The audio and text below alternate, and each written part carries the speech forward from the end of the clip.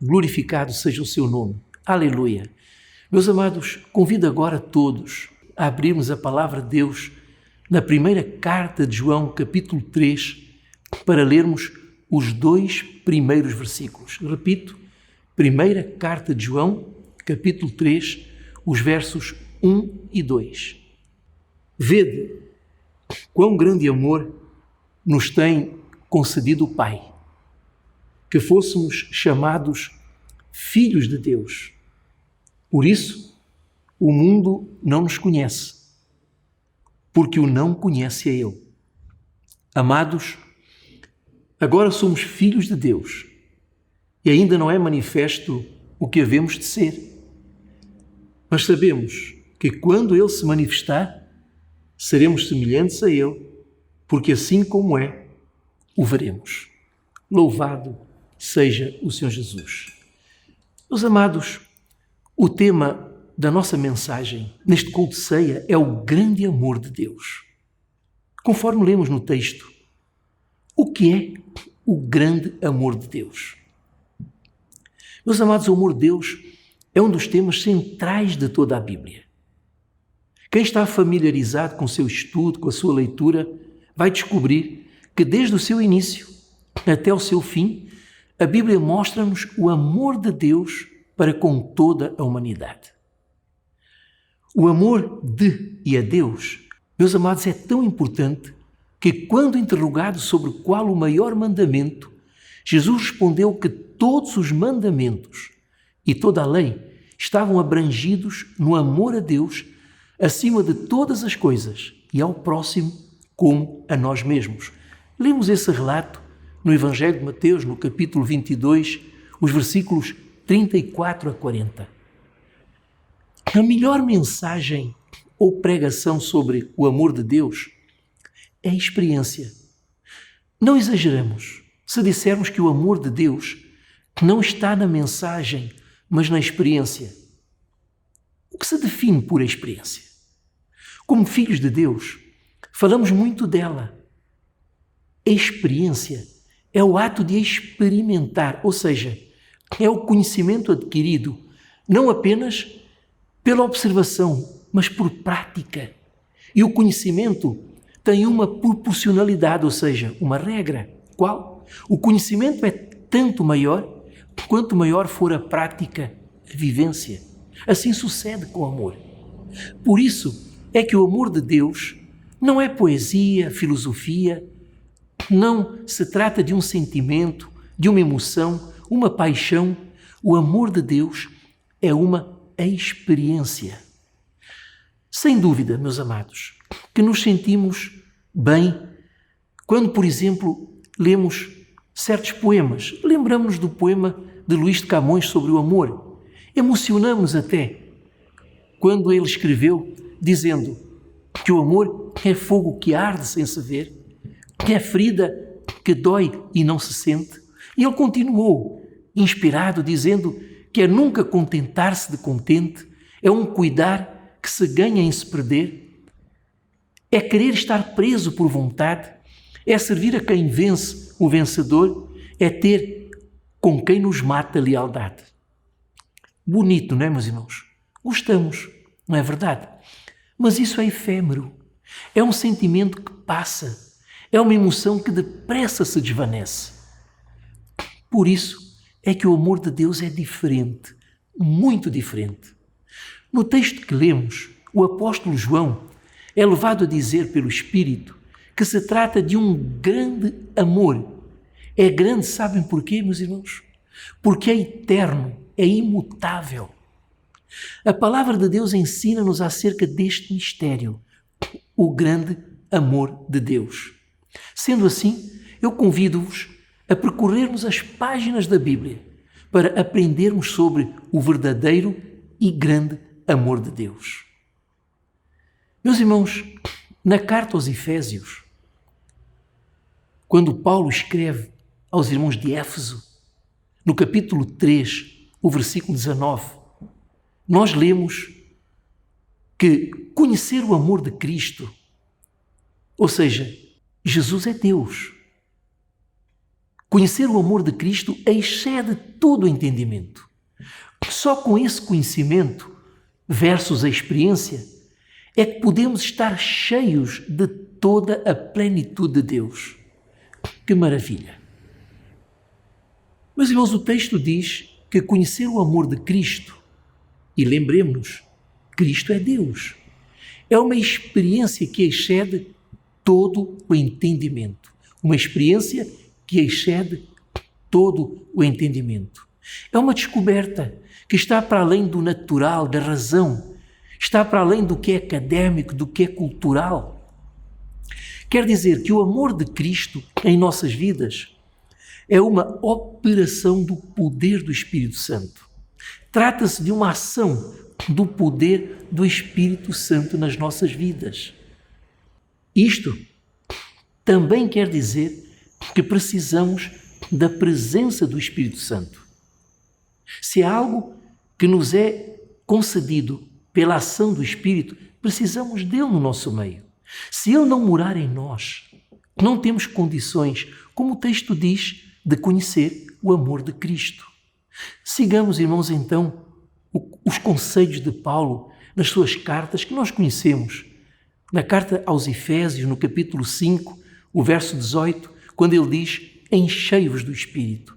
Ou na primeira carta aos Tessalonicenses, no capítulo 5, o verso 19, quando nos é ensinado, não extingais o Espírito. Então, meus irmãos, nós vemos o amor de Deus, o grande amor de Deus, através de uma operação do Espírito Santo na nossa vida. É interessante, meus irmãos, que na primeira carta aos Coríntios, é um texto subejamente conhecido. No capítulo 2, o verso 9, nós lemos que está escrito, as coisas que o olho não viu, e o ouvido não ouviu, e não subiram ao coração do homem, são as que Deus preparou para os que o amam. Vejam, isso no verso 9. Mas no versículo 10 descobrimos que as coisas que não subiram ao coração do homem e que Deus preparou para os que o amam, Deus nos revelou pelo seu Espírito, porque o Espírito penetra todas as coisas até as profundezas de Deus. Então, meus irmãos, é o que o Espírito Santo nos leva a viver. Aquilo que nunca subiu ao nosso coração, a descoberta do grande amor de Deus por nós. Só dessa forma é que podemos ver o grande amor de Deus. Vede, como o texto diz, quão grande amor nos tem concedido o Pai, através do seu Espírito. Que maravilha! Apesar do amor de Cristo exceder todo o entendimento, podemos ver, o texto diz, vede, podemos ver o grande amor que o Pai nos tem concedido. Que bênção! Meus irmãos, como é que Deus mostra o seu amor? Como é que o podemos ver? Deus mostra o seu amor de muitas maneiras, muitas mesmo, meus irmãos.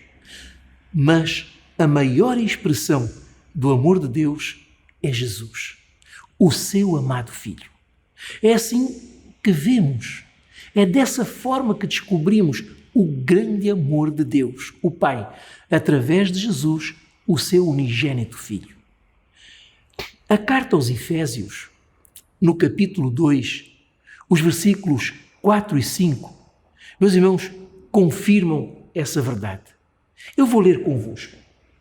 Na carta aos Efésios, capítulo 2, os versículos 4 e 5, nós lemos essa verdade que acabamos de dizer, que diz assim, meus amados: mas Deus, que é riquíssimo em misericórdia, pelo seu muito amor com que nos amou, vejam, pelo seu muito amor com que nos amou, estando nós ainda mortos em nossas ofensas, nos vivificou juntamente com Cristo, pela graça sois salvos. Meus amados, o pecado separa-nos de Deus, conforme o texto que lemos. Mas Deus, o Pai, ama-nos tanto, meus amados, tanto, que não quer ficar separado de nós. Por isso, Ele decidiu pagar o preço dos nossos pecados. mesmo sabendo que muitos iriam rejeitar o sacrifício de seu Filho, o nosso amado Salvador Jesus. Meus amados, estranho amor, que levou um justo à cruz para morrer pelos injustos. No livro de Cantares de Salomão, encontramos, meus amados, a força do grande amor do Pai. Lemos no capítulo 8 do livro de Cantares, o verso 6. O amor é forte como a morte. Que morte é essa que dá força ao amor de Deus? Sabem qual é? É o sacrifício de Jesus. É o seu sangue derramado. Que alto preço! Esse é o selo do grande amor de Deus por nós. É esse mistério que nos coloca no coração do Pai, conforme lemos no livro de Cantares, no capítulo 8, também o verso 6. Põe-me como selo sobre o teu coração. É dessa forma que o vemos. É dessa forma que vemos o grande amor que nos tem concedido o Pai, através de Jesus. Meus amados, como Deus mostra o seu amor?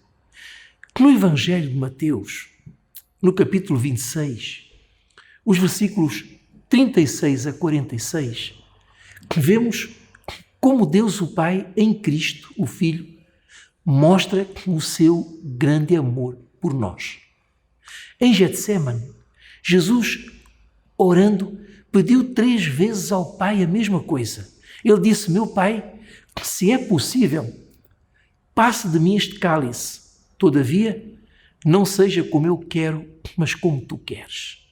Meus irmãos, Jesus conhecia a profecia do Salmo 22:16, que diz: pois me rodearam cães, um ajuntamento de malfeitores me cercou, traspassaram as mãos e os pés. O nosso mestre, ele sabia a dor, o sofrimento que a crucificação lhe iriam causar. O Pai levou Jesus a beber esse cálice. Sabem porquê, meus irmãos? Porque dentro desse cálice estava o meu nome, o seu, o nosso nome. Meus amados, o amor é a característica essencial da natureza de Deus. Tudo o que Deus faz está ligado ao seu amor. Ele deu o seu Filho por amor. Por isso é que a palavra de Deus, na primeira carta de João, capítulo 4, verso 8, um texto bem conhecido, diz que Deus é amor. É um amor incondicional. Isso significa que não depende do que nós fazemos. Não há nada que possamos fazer para diminuir o amor que Deus tem por nós. Mas também não podemos fazer nada para Deus nos amar mais. A Bíblia afirma acerca desse amor incondicional. Meus irmãos, na primeira carta de João, no capítulo 4, o verso 10, que eu quero ler convosco também, meus irmãos. Capítulo 4, o verso 10, nós lemos acerca desse amor incondicional, que diz assim: nisto está o amor, não em que nós tenhamos amado a Deus, aleluia, mas em que Ele nos amou a nós e enviou seu Filho para propiciação pelos nossos pecados. Quer dizer, meus irmãos, propiciação quer dizer que Jesus pagou pelos nossos pecados para podermos obter o perdão de Deus. Estranho amor. Para nós, a bênção da salvação é de graça, mas custou um alto preço para o Pai. Por amor, Ele fez isso. Quando Jesus aceitou beber o cálice por amor, Ele fê-lo, meus irmãos, para nos meter dentro do seu destino. Quando Ele tomou o cálice e bebeu e tomou o cálice, Ele meteu-nos dentro do seu destino, dentro do seu corpo. É a vida eterna que Ele nos dá por amor. É assim que Deus, o Pai, mostra o seu grande amor por nós, seus filhos. Meus amados, mas o texto também afirma que viver o amor de Deus, e Jesus é Deus, viver o amor de Cristo, que leva-nos, notem, a estarmos cheios de toda a sua plenitude. Recordamos o que lemos já na carta aos Efésios, capítulo 3, o verso 19. E conhecer o amor de Cristo, que excede todo o entendimento, para quê? Para que sejais cheios de toda a plenitude de Deus. O que é a plenitude de Deus? Ou o que é a plenitude de Cristo em nós? A Bíblia, quando se refere à plenitude de Deus ou à plenitude de Cristo, fala da sua abundância, da sua presença completa, da sua estatura completa. E é interessante, meus irmãos, que no Evangelho de João, no capítulo 1, o verso 16, João Batista, quando testemunhou de Jesus, ele disse uma coisa extraordinária. Todos nós, você, eu, nós, os salvos, recebemos também da sua plenitude e graça por graça. A abundância, a presença completa, a estatura completa de Jesus em nós só vem, meus amados, quando experimentamos o grande amor de Deus. O amor de Deus na nossa vida, na vida dos seus filhos, na minha, na sua, na nossa, meus amados, não pode ser apenas um facto bíblico, uma recitação de versículos, mas sim uma experiência. A evidência da plenitude de Deus nas nossas vidas é uma marca. Quando nos sentimos satisfeitos com tudo o que Deus tem para nós. É uma marca, essa satisfação. Manifesta-se essa plenitude quando nos sentimos amados e somos capazes, meus irmãos, de amar os outros em troca. A plenitude de Deus nas nossas vidas manifesta-se quando não somos queixosos, nem rápidos em culpar os outros. A plenitude de Deus nas nossas vidas manifesta-se quando recebemos, notem, e vivemos, recebemos e vivemos o perdão com corações misericordiosos, pacificadores, compassivos. Por causa de Jesus, meus amados, nós, seus filhos, podemos amar a Deus, o Pai, e mais, e refletir seu amor em nossas vidas.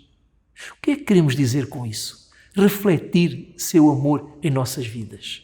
Refletir o seu amor em nossas vidas é testemunhar, meus amados, é evangelizar. Evangelizar o que é, se não testemunhar do grande amor de Deus pelo homem. Não se trata de números, de relatórios. A igreja não tem que refletir isso, mas o grande amor de Deus pelo perdido. Meus amados, estamos terminando a nossa mensagem.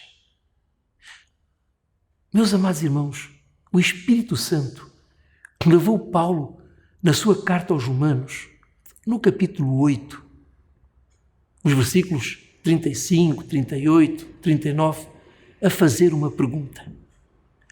Quem nos separará do amor de Cristo? Amados, é um eco que perdura até hoje. Quem nos separará do amor de Cristo? Meus irmãos, permitam-me ler convosco. Quem nos separará do amor de Cristo? Na carta aos Romanos, no capítulo 8, meus irmãos, o versículo 35 diz assim: quem nos separará do amor de Cristo? A tribulação? Quem não as vive? A angústia? Quem não a tem? A perseguição? Quem não a sofreu? A fome? A nudez? O perigo? Quantas vezes o vivemos? A espada? Meus irmãos, no verso 38 diz Paulo: porque estou certo de que nem a morte, nem a vida, nem os anjos, nem os principados, nem as potestades, nem o presente, nem o porvir, agora vejam, nem a altura, nem a profundidade, nem alguma outra criatura nos poderá separar de quê? Do amor de Deus que está em Cristo Jesus, nosso Senhor. É por isso que nós vemos esse grande amor em Cristo Jesus. No livro de Cantares, no capítulo 8, o versículo 7, nós lemos uma coisa idêntica. Lemos que as muitas águas, é aquilo que nós acabamos de citar, não poderiam apagar este amor, nem os rios afogá-lo. Sabem porquê, meus amados? Porque a misericórdia e o perdão de Deus são fruto de sua natureza de amor. Tudo o que podemos fazer em resposta a esse tão grande amor de Deus, que é melhor do que o vinho. Nós lemos isso em Cantares, no capítulo 1, verso 2. O amor de Deus é melhor que o vinho, é melhor do que aquilo que este mundo nos pode oferecer. O que é que podemos fazer? Em primeiro lugar, sermos agradecidos. Em segundo lugar, amá-lo também. Meus amados, o amor é também algo que Deus procura em nós e que nos deve mover e guiar quando tomamos decisões para sermos fiéis. Não o medo, a obrigação, mas o amor por Ele. Vejam, meus irmãos, quando a palavra de Deus diz que o Espírito nos convence do pecado, da justiça e do amor, o que nos levou a tomar essa decisão, meus irmãos, foi entender, ver em Cristo o amor do Pai por nós. Em terceiro lugar, o amor leva-nos a dar o melhor e tudo o que temos. No Evangelho de João, um texto bem conhecido, não precisamos de ler, o versículo, capítulo 3, o verso 16, que nós lemos que Deus amou o mundo de tal maneira. O que é que fez? Deus amou, Deus deu. Deu o quê? O seu Filho unigênito. Deus deu o que tinha de mais precioso. Deu o melhor, o seu Filho unigênito. O Pai ama e dá o melhor. Deus não nos deu, nem nos dá, nem nos dará uma sobra, um resto, um sobejo. Deus em Cristo tem-nos dado o melhor, a salvação. Ele espera de nós essa reciprocidade. Ele espera que nós lhe possamos dar o melhor que temos, que é o nosso coração. Em quarto e último lugar, amarmos-nos uns aos outros. Sabem porquê, meus irmãos? Porque, conforme lemos na primeira carta de João, no capítulo 4, o versículo 21, dele temos este mandamento, que quem ama a Deus, ama também o seu irmão. Meus amados, quando Paulo escreveu à igreja de Corinto, ensinando-nos sobre a ceia, disse que aquilo que o Senhor espera ao tomarmos os símbolos, o pão e o cálice, o façamos em memória dele. Lemos isso na primeira carta aos Coríntios, o capítulo 11, textos bem conhecidos, os versículos 24 e 25. A memória que temos quando tomamos os símbolos, a memória que temos de Jesus num culto de ceia, é o grande amor dele por nós. Meus amados, que o Senhor Deus nos abençoe.